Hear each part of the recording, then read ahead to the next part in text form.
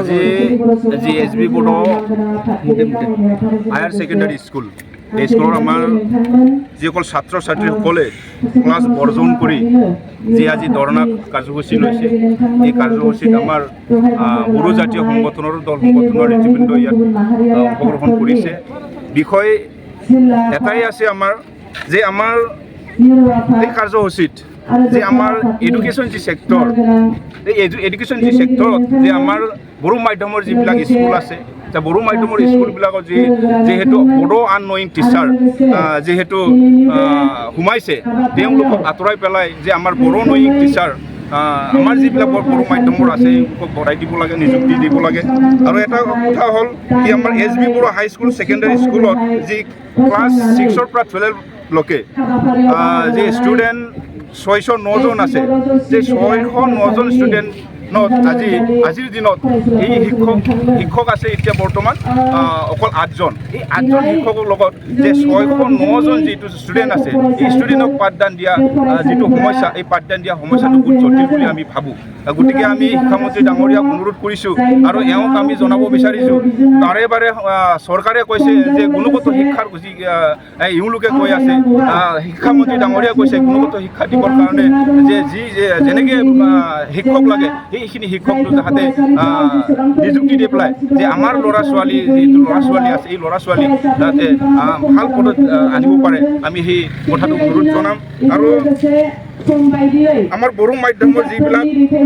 এই ভাষা নজনা মই অথনি কৈছোঁ ভাষা নজনা যিবিলাক শিক্ষক আছে শিক্ষক এওঁলোকক আঁতৰাই পেলাই আমাৰ বড়ো জনা বা বড়ো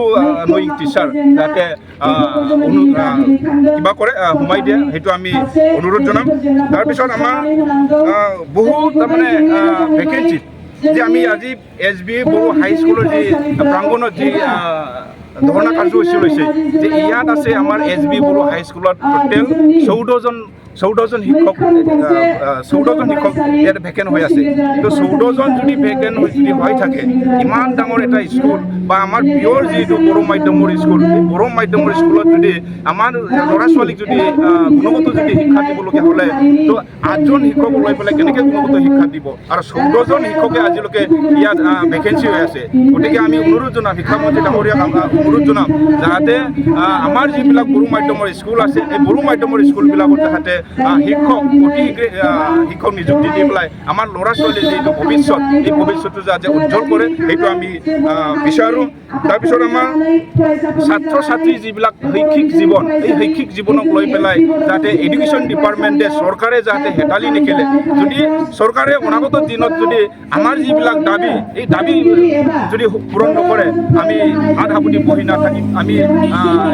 শিক্ষামন্ত্ৰী ডাঙৰীয়াক অনুৰোধ কৰিছোঁ যাতে এই আমাৰ যিবিলাক স্কুল আছে এই স্কুলবিলাকত যাতে অতি শীঘ্ৰে শিক্ষক নিযুক্তি দি পেলাই আমাৰ ল'ৰা ছোৱালীক পাঠদান দিয়াত গুৰুত্ব দিব লাগে আমি সেইটো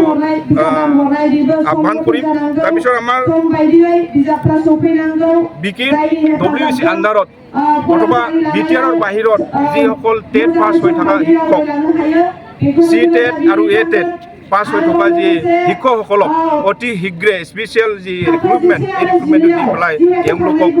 ৰিক্ৰুটমেণ্ট দিব লাগে সেইটো আমি অনুৰোধ জনাম। তাৰপিছত আমাৰ ভেঞ্চাৰ যিবিলাক স্কুল আছে ভেঞ্চাৰ স্কুলবিলাকৰ বড়ো মাধ্যমৰ যিবিলাক ভেঞ্চাৰ স্কুল আছে এই ভেঞ্চাৰ স্কুলবিলাকত যাতে অতি শীঘ্ৰে প্ৰভিঞ্চিয়েলাইজ কৰি পেলাই যে আমাৰ শিক্ষা আমাৰ যি শিক্ষকসকলক বা আমাৰ যি স্কুল এই স্কুলবিলাকক প্ৰভিঞ্চিয়েলাইজ কৰিবৰ কাৰণে আমি চৰকাৰক বাৰে বাৰে দাবী জনাই আহিছোঁ। আমি বাৰে বাৰে শিক্ষামন্ত্ৰী ডাঙৰীয়াৰ লগত কথা পাতি আহিছোঁ, বাৰে বাৰে কৈ আহিছোঁ, এওঁলোকে কথা দিয়া মতে আজিলৈকে কথা একটাও ৰখা নাই। গতিকে আমি অনুৰোধ জনাম যে শিক্ষামন্ত্ৰী ডাঙৰীয়া আপোনাৰ যিটো আমাৰ আমি যিটো আলোচনা কৰি থকা আপোনাৰ লগত সেই কথাখিনি যাতে আপুনি ৰক্ষা কৰি বা আমাৰ যিবিলাক দাবী এই দাবীবিলাক যাতে সোনকালে পূৰণ কৰিব লাগে সেইটো আমি অনুৰোধ জনাম। আৰু আমি সেইটো মুহূৰ্তত ক'ম যে আহি থকা দিনত যে আমাৰ বড়ো ৰাইজে আমাৰ যিবিলাক দল সংগঠনে যে আমি যে আপোনাৰ লগত আছে সেইটো আমি আমাৰ ৰাইজে যে আপোনাৰ লগত আছে সেইটো আমি ক'ব নোৱাৰিম, হয়তো আমি বাধাও দিব নোৱাৰিম। গতিকে আপুনি 26 চনৰ যিটো ইলেকশ্যনৰ আগত যে 15 দিনৰ আগত যাতে আমাৰ যিবিলাক সমস্যা এই সমস্যাবিলাক যাতে পূৰণ কৰিবৰ কাৰণে আমি অনুৰোধ জনাম। আৰু এটা কথা আছে যে আমাক যিহেতু ডিৰেক্টৰ যি স্পেচিয়েল ডিৰেক্টৰ দিয়া হ'ল, এই ডিৰেক্টৰ দিয়াটো স্পেচিয়েল ডিৰেক্টৰ হিচাপে থাকি গ'ল। ইয়াত কোনো তাৰমানে সা সুবিধা দিয়া নাই আৰু আমাৰ যি মানে টকা পইচা দি পেলাই যি ডিৰেক্টৰৰ যি ব্যৱহাৰ কৰিব লাগিছিলে সেইখিনি কৰা নাই। আৰু কথা এটা আছে যে টেক্সট বুকবিলাক আমাৰ যিবিলাক ল'ৰা ছোৱালীৰ টেক্সট বুক এই টেক্সট বুকবিলাক যাতে সময়মতে দিয়ে, যে আমি বাৰে বাৰে দেখি আহিছোঁ, বাৰে বাৰে চাই আহিছোঁ আমাৰ বড়ো মাধ্যমৰ স্কুলবিলাকক আজিলৈকে